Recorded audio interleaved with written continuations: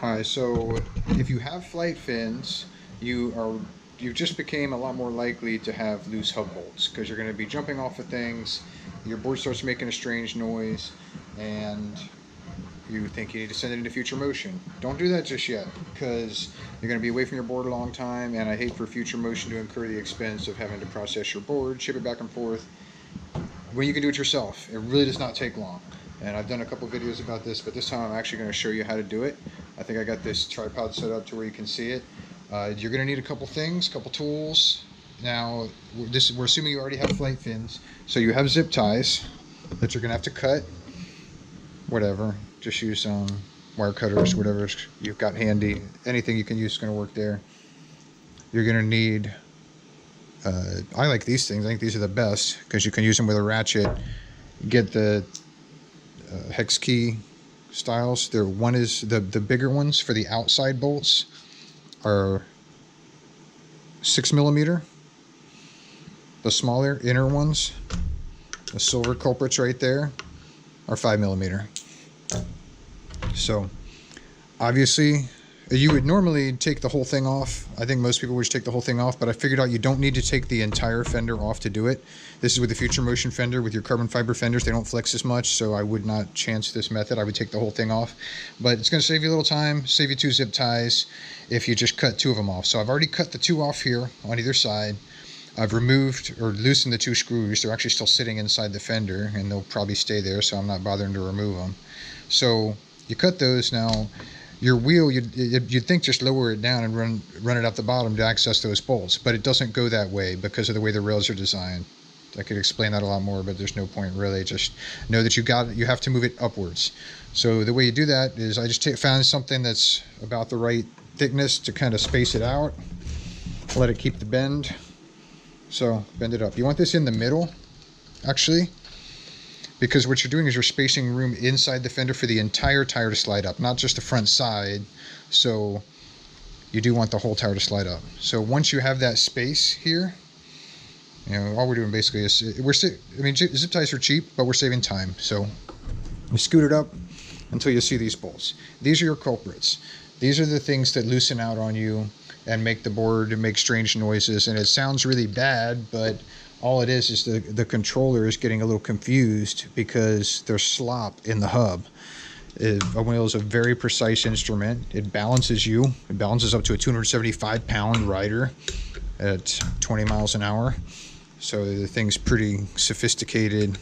Now, you may be able to see this a little bit. I'm going to seat it in here, and I haven't tested these yet, but I'm assuming that they are loose. Now watch. Look at that. I got maybe 1/8 of a turn out of that without putting any real torque in it, both bolts.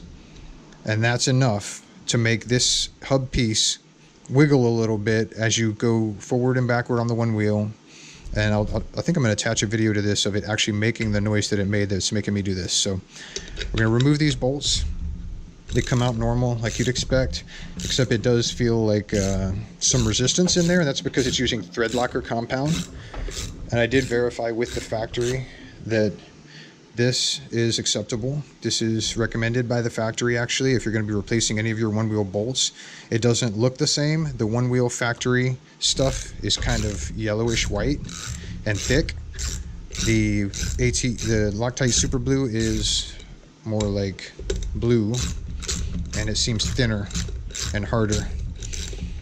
I think the Onewheel stuff is actually slightly better. You can see a little bit of it on the threads of this screw, the original factory thread lock.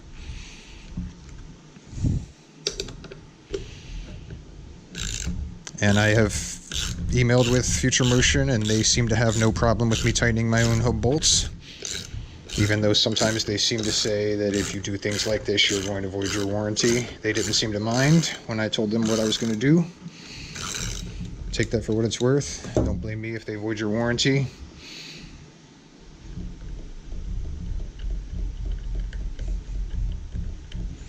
So why bother to take the bolts out if they just need to be tightened?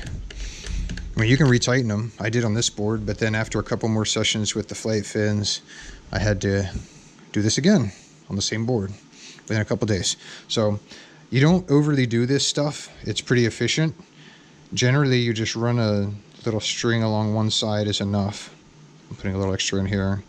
And remember, once you do this, let the board sit for 24 hours before you use it. This stuff needs to dry, and it's going to be down buried in the threads, so it's going to be hard to dry. So get it in there. I actually like to take these, pop off the head, and start them hand tight. You don't want to use that leverage and cross thread your bolts. So make sure they're, and with that thread locker, it's kind of hard to make sure that you're not cross threaded, but make sure you're not cross threaded. I like to do one at a time.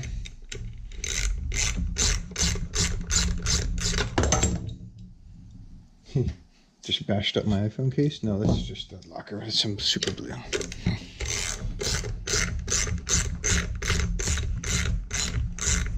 Now, they did not give me the torque spec, and it takes so long to get an email response from them, I'm not going to wait.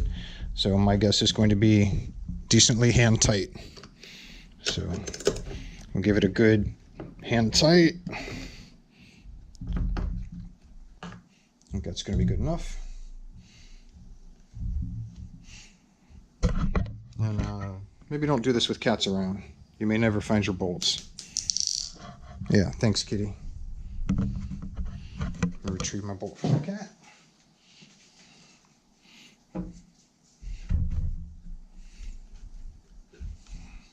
So you saw that. You basically repeat. Slide this back down. I'm not going to make you watch me tighten another bolt and lube up another bolt. You do this on both sides and then put everything back together. I think if you've already installed your FlightFins and they're already at the point where you need to retighten your hub bolts, I don't think I need to tell you how to do that. So we'll keep the video short. I hope that helps, and you can see what we're talking about when we say tighten your hub bolts. It should not be so intimidating. It's not a big deal. It's not hard to do. You can remove everything if you want, and I just as the FlightFin manual recommends, I do put a little bit of the blue thread locker on the smaller bolts that bolt the fender to the Onewheel as well. Doesn't really hurt. They're not difficult to remove, so you might as well do that. And hopefully this will help. If you have any questions, put them in the comments. I'll address them and see if we can help you figure it out.